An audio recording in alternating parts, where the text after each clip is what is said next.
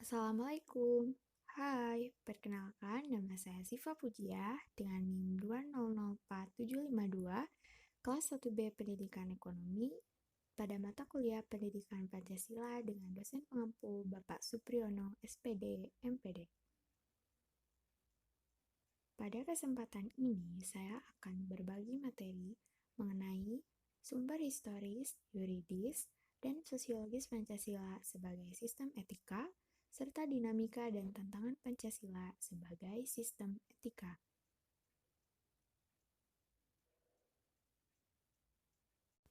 Pertama, saya akan membahas tentang sumber historis Pancasila sebagai sistem etika, dibagi menjadi 3 zaman. Pertama, pada zaman Orde Lama. Pancasila sebagai sistem etika masih berbentuk sebagai filosofische Grundslag atau Weltanschauung. Artinya, nilai-nilai Pancasila belum ditegaskan ke dalam sistem etika, tetapi nilai-nilai moral telah terdapat dalam pandangan hidup masyarakat. Masyarakat pada masa Orde Lama telah mengenal nilai-nilai kemandirian bangsa yang disebut dengan istilah berdikari atau berdiri di atas kaki sendiri oleh Presiden Soekarno. Kedua, pada zaman Orde Baru, Pancasila sebagai sistem etika disosialisasikan melalui penataran P4 dan diinstitusionalkan ke dalam wadah BP7. Hal tersebut kemudian dijabarkan dalam butir-butir Pancasila. Ketiga, pada era reformasi, Pancasila sebagai sistem etika tenggelam dalam rumitnya perebutan kekuasaan yang menjurus pada pelanggaran etika politik. Salah satu bentuk pelanggaran etika politik adalah abuse of power, baik oleh penyelenggara negara di legislatif, eksekutif, maupun yudikatif. Penyalahgunaan kekuasaan itulah yang menciptakan korupsi di berbagai kalangan penyelenggara negara. Kedua, sumber sosiologis Pancasila. Hal ini dapat ditemukan dalam kehidupan masyarakat Indonesia yang memiliki keberagaman etnik dan budaya yang khas. Salah satu contohnya adalah orang Minangkabau yang selalu memegang teguh prinsip bulat air oleh pembuluh, bulat kata oleh mufakat ketika sedang bermusyawarah. Selain itu, terdapat awig-awig yang menjadi kearifan lokal bagi masyarakat di Lombok dan Bali. Kearifan lokal tersebut dijadikan pedoman oleh masyarakat setempat untuk bertindak dan bersikap. Ketiga, sumber politis Pancasila sebagai sistem etika. Hal ini terdapat dalam norma-norma dasar atau ground norm sebagai sumber penyusunan berbagai peraturan perundang-undangan di Indonesia.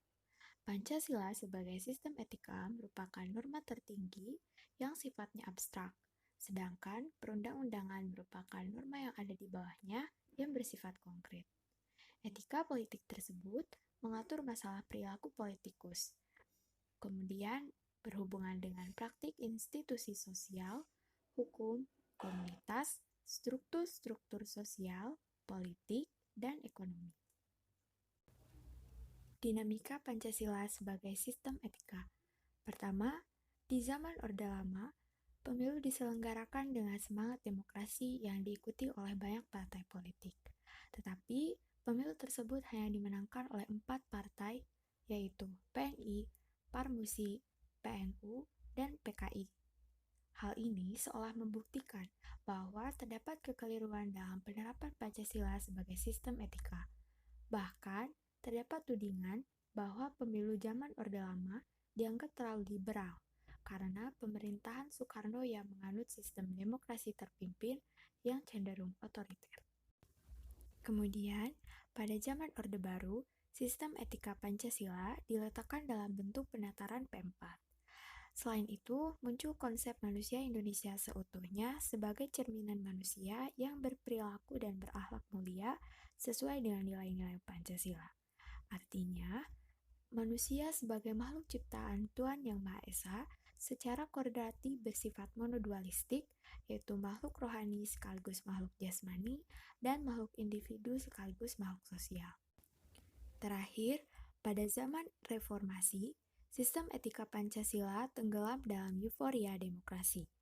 Namun, pada akhirnya, timbul kesadaran bahwa demokrasi tanpa diiringi sistem etika politik akan berujung pada penyalahgunaan kekuasaan serta Machiavellism, yaitu menghalalkan segala cara untuk mencapai tujuan.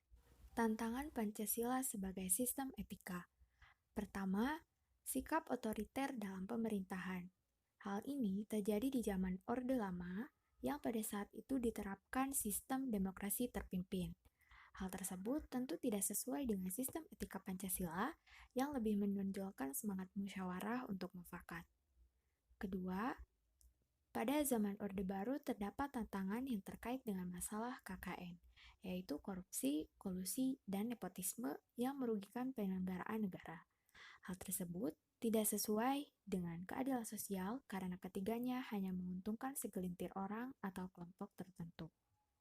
Sementara itu, yang terakhir terdapat euforia kebebasan politik yang terjadi pada era reformasi.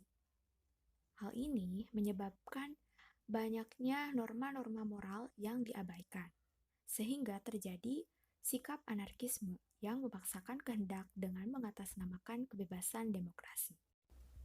Berbagai dinamika dan tantangan tersebut dapat dijadikan sebagai motivasi untuk tetap memegang teguh nilai-nilai Pancasila dalam kehidupan sehari-hari. Demikian materi yang dapat saya sampaikan. Mohon maaf atas kesalahan yang saya perbuat. Terima kasih atas perhatiannya. Wassalamualaikum warahmatullahi wabarakatuh. Bye.